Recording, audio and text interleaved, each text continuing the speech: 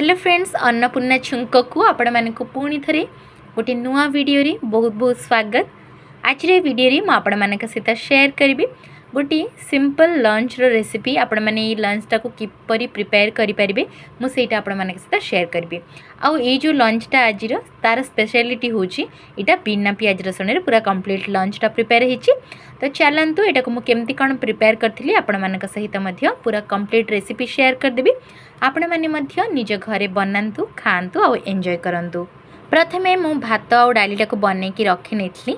तापरे आउ गोटे साइड रे एठी देखि पारुथिबे गैस रो फ्लेम ऑन करिकी मु कढ़ाई रे तेल गरम होबा पई पकई देली गोटे रु 2 स्पून।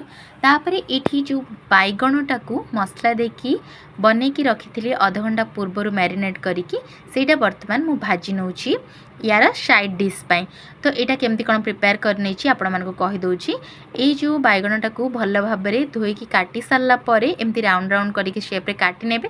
तापरे सेथिरे हाफ टी स्पून हळदी गुंड, हाफ टी स्पून लंका पाउडर, हाफ टी स्पून जीरा आउ धनिया पाउडर आउ हाफ रु गोटे स्पून आपण माने यूज करेंगे ये राशि। तो राशिटा पकेला परे ये जो बैगण भजाटा आहरी बहुत टेस्टी लगी थाए। तो आपण माने एमिति करिकी बिना प्याज रसुण रे रेसिपीटा प्रिपेयर करि परिबे। तो देखि पारथिबे एठी ए जो बैगण मसलाटा पूरा रेडी हो गला। तापरे नेक्स्ट आइटमटा मु जोटा प्रिपेयर करिबी सेटा होची साग भजा। तो तापाई मु केमती कौन प्रिपेयर करछि आसंतु मु आपण मानक सहित शेयर करनौछि। प्रथमे मु सागटा को काटिकी भल भाबरे 2 रु 3 थर भल भाबरे धोई नेथली। काहेकिना जदि आपण भल भाबरे न धोइबे तो सेटा बाली लागिबा आपण मानक खाइला बेले। तापरे एठी देखि पड़ते जेतु बिना प्याज रसुण गोटे स्पून तेल देला परे कढ़ाई रे हाफ टी स्पून सोरिष गोटे सुखिला लंका पकई सारा पर जी साग गुड़ाक काटिकी रखी ताकू एथिरे पकई नेली। साग गुड़ाक हल्का मु छाड़ीदेली गोटे रु 2 मिनिट। तापर जिते सागटा पानीटा रिलीज करनेला तापर मु कौन कली एथिरे लुण पकेली हाफ टी स्पून रु मध्य बहुत कम। कहीं सागटार क्वांटिटी बहुत पर कमी जाए आपण मन को लुणिया लगे। तेणुक सागटा को बनैला बेले सब ध्यान देकी बनइबे। तो देखिपे ये सागटा बहुत जल्दी प्रिपेयर हो जाता कहीं एमती सिंपल रोषे आपण मानकू टाइम मध्य बहुत कम लगे। तो आपण मैंने जदि घरे बनई की खायापी चाहूँगी ताहले मध्य खाई परिबे। तापरे मु नेक्स्ट प्रिपेयर करनी मोर भजा जो कि मो कढ़ाई रे देइथली 2 रु 3 स्पून तेल। तापरे तेल जो गरम हो गला से पकेली हाफ टी स्पून सोरिष आउ कंचा लंका गोटे रु 2टा आपण नहीं पारिबे। मुझे गोटे नहीं।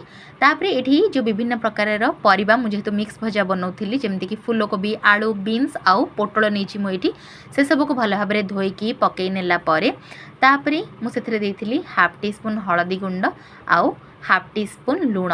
तो एतिकी पकई सारा पर मु भजाटा को भल भाव मिक्स करके रखी नेथली। किछि समय पर मुझे देली हाफ टी स्पून जीरा पाउडर आउ हाफ टी स्पून धनिया पाउडर। एतिकी पकई सारा पर मु ये जो भजाटा को कवर करके 5 रु 10 मिनट छाड़ी नेथली। तापरे भजाटा मध्य रेडी जाइतला।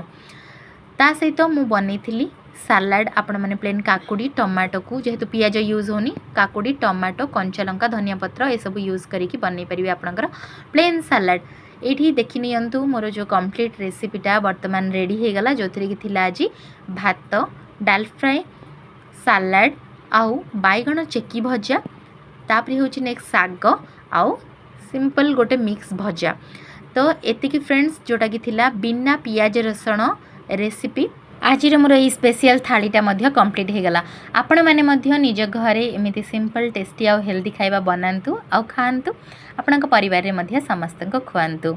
आउ बनी सारा पर केमिति कौन लगिला मते निहाती कमेंट सेक्शन रे जणाइबे। जदि वीडियोटा भल लगिला ताहले मो चैनल को सब्सक्राइब करबा सहित वीडियोटी को लाइक करदेबे आउ शेयर मध्य करिनेबे।